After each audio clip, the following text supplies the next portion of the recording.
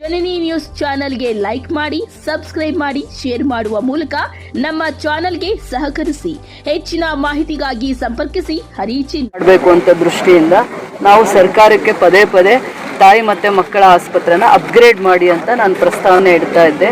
ಬಹಳ ವರ್ಷಗಳ ಕಾಲ ಆ ಪ್ರಪೋಸಲ್ನ ಕನ್ಸಿಡರ್ ಮಾಡಲ್ಲ. ಅದಾದಮೇಲೆ ನಾನು CM ನನಗೇನು ಸ್ಪೆಷಲ್ ಗ್ರಾಂಟ್ಸ್ ಕೊಡ್ತಾರೆ ಅದರಲ್ಲಿ ನಾವು 5 ಕೋಟಿ ಅನುದಾನ ಇಡೋಣ ಅಂತ ಆಲೋಚನೆ ಮಾಡಿ ದೂರದೃಷ್ಟಿಯಿಂದ ಈಗ ಅದು 2 OT ಬ್ಲಾಕ್ ಇರುತ್ತೆ ಇದರಲ್ಲಿ, ಮತ್ತು ಅಬ್ಸರ್ವೇಷನ್ಸ್ ವಾರ್ಡ್ಸ್ ಇರುತ್ತೆ ಇದರಲ್ಲಿ, 10 ಅಬ್ಸರ್ವೇಷನ್ಸ್ ವಾರ್ಡ್ಸ್ ಇರುತ್ತೆ. ಅದಾದಮೇಲೆ ಜಸ್ಟ್ ಬಾರ್ನ್ ಬೇಬೀಸ್ಗೆ ಏನೇನು ICU ಥರ ಇಂಟೆನ್ಸಿವ್ ಕೇರ್ ಬೇಬೀಸ್ಗೆ ಏನು ಅಬ್ಸರ್ವೇಷನ್ಸ್ ವಾರ್ಡ್ ಇರುತ್ತೆ ಅದು 19 ಇರುತ್ತೆ. ಅದನ್ನು ಅಡ್ವಾನ್ಸ್ ಟೆಕ್ನಾಲಜೀಸ್ನ ನೆಕ್ಸ್ಟ್ 20 years 25 yearsಗೆ ಅದು ಯೂಸ್ ಆಗೋ ಥರ ಏನೇನು ಇವರು ರಿಕ್ವೈರ್ಮೆಂಟ್ಸ್ ಇದೆ ಈ ಹಾಸ್ಪಿಟ್ಲ್ಗೆ ಅಂತ ಸುಧಾರಾಣಿ ಡಾಕ್ಟರ್ ಹೇಳ್ತಾ ಇದ್ರು.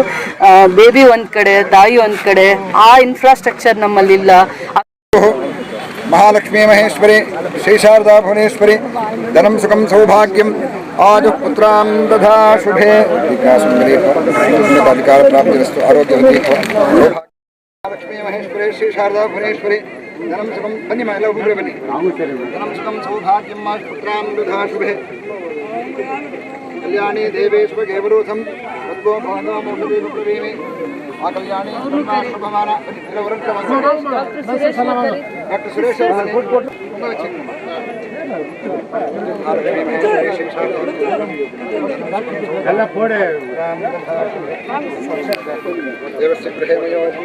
ಏನು ಇವತ್ತು 5 ಮೇಡಮ್ ನಮ್ಮ MLA ಮೇಡಮ್ ಅವರು ಬಂದು ಇಲ್ಲಿ ಮೆಟರ್ನಿಟಿ ಹಾಸ್ಪಿಟಲಲ್ಲಿ 5 ಕೋಟಿ ಅನುದಾನದಲ್ಲಿ ನಮ್ಮದು ಹೊಸ ಬಿಲ್ಡಿಂಗ್ ಕಟ್ತಾ ಇದ್ದಾರೆ. ಇದೇನಂತ ಹೇಳಿದ್ರೆ ಅಡ್ವಾನ್ಸ್ OT ಇರುತ್ತೆ. ಯಾಕಂದರೆ delivery maternal mortality and infant mortality ಅಂತ ಎರಡು ಹೇಳ್ತೀವಿ. ಮೆಟರ್ನಲ್ ಮಾರ್ಟಾಲಿಟಿ ಅಂದರೆ ಕನ್ನಡದಲ್ಲಿ ತಾಯಿ ಮರಣ, ಇನ್ನೊಂದು ಇನ್ಫೆಂಟ್ ಮಾರ್ಟಾಲಿಟಿ ಅಂದರೆ ಶಿಶು ಮರಣ. ಇದಕ್ಕೆಲ್ಲ ಏನಾಗುತ್ತೆ, ಡೆಲಿವರಿ ಒಂದು ಸಫಿಸ್ಟಿಕೇಟೆಡ್ OT ಅಂತ ಹೇಳಿದ್ರೆ ತಾಯಿ ಮರಣ ಆಗಲೇ ಸಾಕಷ್ಟು ಕಡಿಮೆ ಇದೆ ನಮ್ಮ ಕರ್ನಾಟಕದಲ್ಲಿ, ಎಸ್ಪೆಷಲಿ ನಮ್ಮ ಕೋಲಾರ್ನಲ್ಲಿ ನಮ್ಮಂತೂ ತುಂಬ ಕಡಿಮೆನೇ ಇದೆ. ಇನ್ನೂ ಹೆಚ್ಚಿಗೆ 0 ಮಾಡೋಣ ಅಂತೇಳಿ ಇದೊಂದು OTನ ಸ್ಟಾರ್ಟ್ ಮಾಡಿದ್ದೀವಿ. ಇದರಲ್ಲಿ ಏನಂತ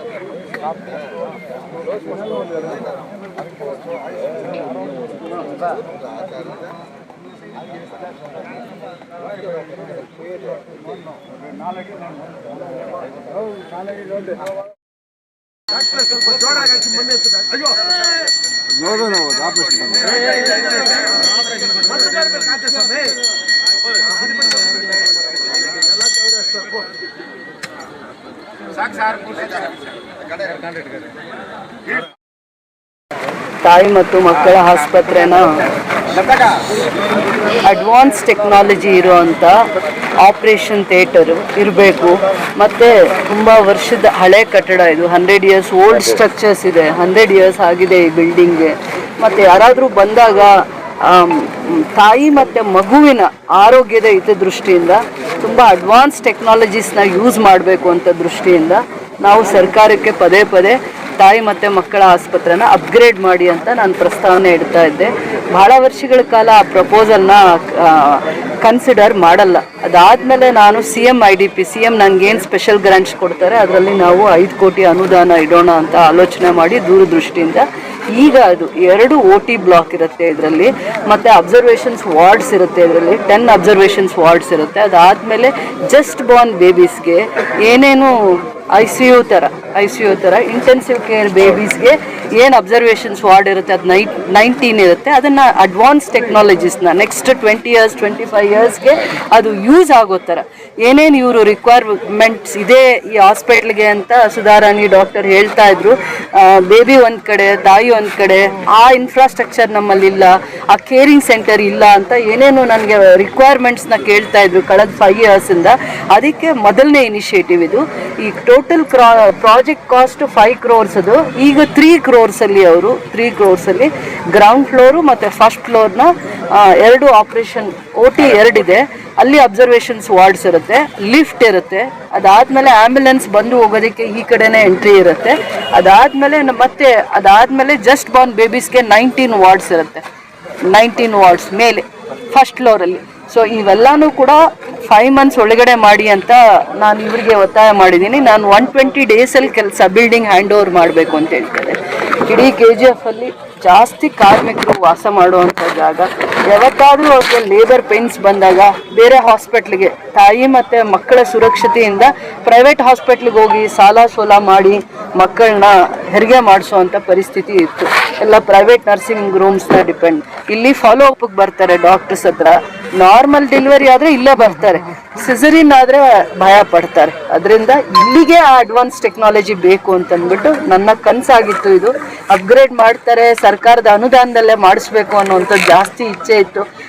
ನಿಧಾನ ಆಗ್ತಾ ಬಂದಿದ್ದಕ್ಕೆ ಇದು ನನ್ನ ಕನಸನಾಗಿತ್ತು. ಒಂದು ತಾಯಿಯಾಗಿ ಎಲ್ಲಿ ನಾನು ಯಾವುದಕ್ಕೆ ಆದ್ಯತೆ ಕೊಡಬೇಕು ಅಂತಂದಾಗ ನನಗೆ ಇದು ಬಹಳ ಮುಖ್ಯ ಆಗಿದೆ. ಎಷ್ಟೊಂದು ಪ್ರಾಜೆಕ್ಟ್ಸಲ್ಲಿ ಇದು ಆದ್ಯತೆ ಆಗಿದೆ. KGF-ಅಲ್ಲಿರೋ ಒಂದು ತಾಯಿಗೆ ಮಗುಗೆ ಸುರಕ್ಷತೆಯ ದೃಷ್ಟಿಯಿಂದ ಏನೆಲ್ಲ ನಾವು ಮೊದಲನೇ ಹೆಜ್ಜೆ ಇಡಬೇಕು ಹೆಲ್ತ್ ವೈಸ್ ಅವರ ಆರೋಗ್ಯದ ದೃಷ್ಟಿಯಿಂದ ಅಂತಂದರೆ ಇದು ಮೇನ್ ಇಂಪಾರ್ಟೆಂಟ್. ಇದರ ಅವಶ್ಯಕತೆ ಇತ್ತು. ಭಾಳ ಜಾಗ ಇದೆ, ನಾವು ಈ ಜಾಗ ಯುಟಿಲೈಸ್ ಮಾಡ್ಕೋಬೇಕು. ಓಲ್ಡ್ ಸ್ಟ್ರಕ್ಚರ್ಸ್ ಏನೇನಿದೆ ಅದನ್ನು ರಿನೋವೇಷನ್ ಮಾಡಿ ಹೆರಿಟೇಜ್ ಬಿಲ್ಡಿಂಗ್ಸ್ನ ಮತ್ತೆ ಅದೆಷ್ಟು ಉಪಯೋಗಕ್ಕೆ ಬರುತ್ತೆ ಅದನ್ನು ಉಪಯೋಗ ಮಾಡ್ಕೊಂಡು ಮತ್ತೆ ಇಲ್ಲಿ ಸ್ಟ್ರಕ್ಚರ್ಸ್ ಬರುತ್ತೆ. ಇದು 1000 ಸ್ಕ್ವೇರ್ ಮೀಟರ್ಸ್ ಈ ಜಾಗ ಕನ್ಸ್ಟ್ರಕ್ಷನ್ ಆಗೋದು 1000 square metres. Already 3500 square metres ಇದೆ. ಬಟ್ ಅದು 100 years ಓಲ್ಡ್ ಇರೋದ್ರಿಂದ ಮುಂದೆ ನಾನು ಸರ್ಕಾರಕ್ಕೆ ಈಗ ಇದು 100 bedded ಇದೆ. ಮುಂದೆ ನಾನು 150 bedded ಬೇಕು ಅಂತ ನಾನು ಅಪ್ಗ್ರೇಡ್ ಮಾಡಲಿಕ್ಕೆ ಮಿನಿಸ್ಟ್ರನ್ನ ಕರ್ಕೊಂಬರೋಷ್ಟಲ್ಲಿ ಇವರೊಂದು 3 months-ಅಲ್ಲಿ ಅದು ಪೂಜೆಗೆ ಇನಾಗ್ರೇಷನ್ಗೆ ಮಿನಿಸ್ಟ್ರನ್ನ ಕರ್ಕೊಂಬರೋವಾಗ ನನ್ನ ಮೊದಲನೇ ಒತ್ತಾಯ ಆಗಿದೆ. MCHನ ಅಪ್ಗ್ರೇಡ್ ಮಾಡಿ ಮತ್ತು ಜನರಲ್ ಹಾಸ್ಪಿಟಲ್ನ ಅಪ್ಗ್ರೇಡ್ ಮಾಡಿ. ಸೊ ದಟ್ ನಮ್ಗೆ ಈಗ ಆಲ್ರೆಡಿ 280 bedded ಇದೆ.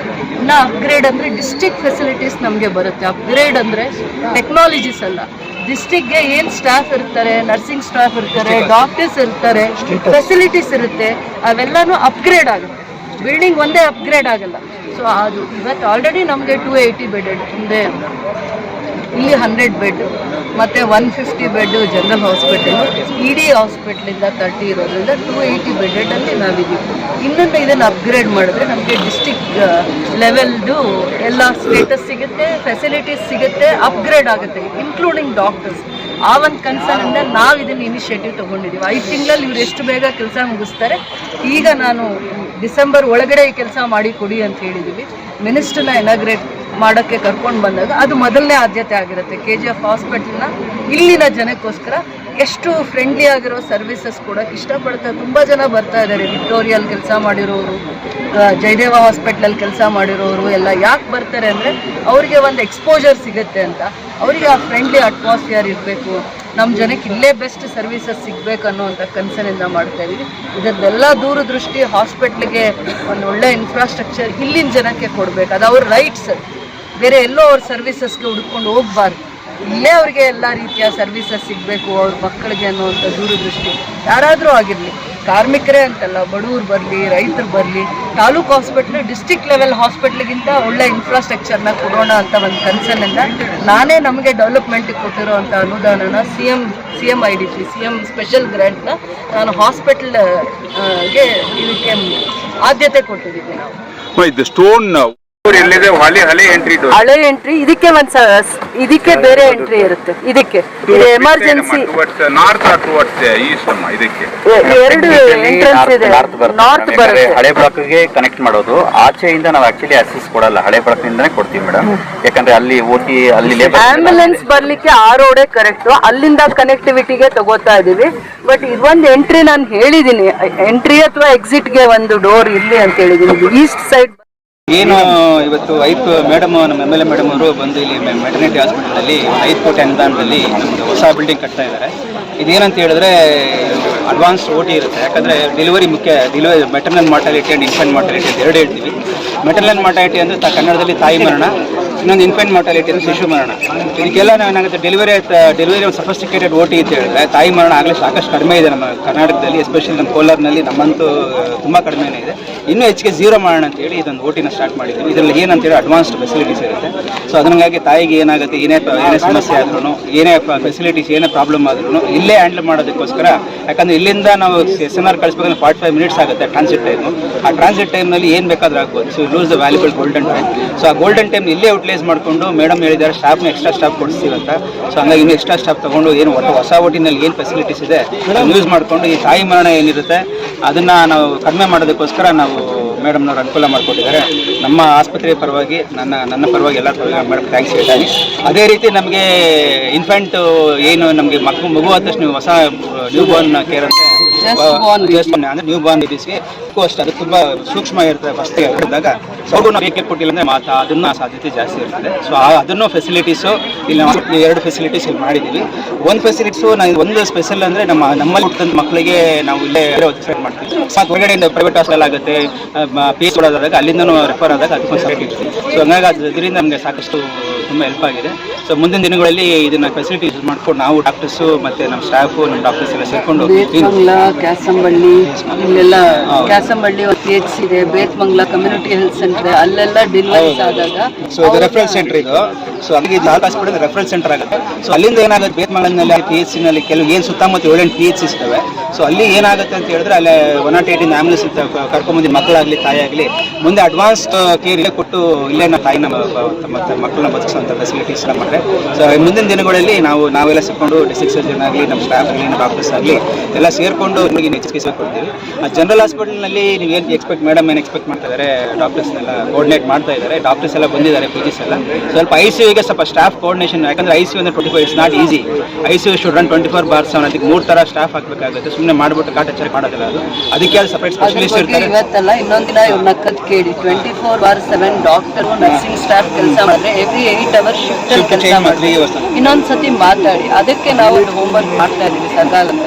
ಒಂದ್ಸತಿ ಸ್ಟಾರ್ಟ್ ಆದ್ಮೇಲೆ ಅದು ನಿಲ್ಸಕ್ಕಾಗಲ್ಲ ಅಲ್ವಾ. ರಜಾ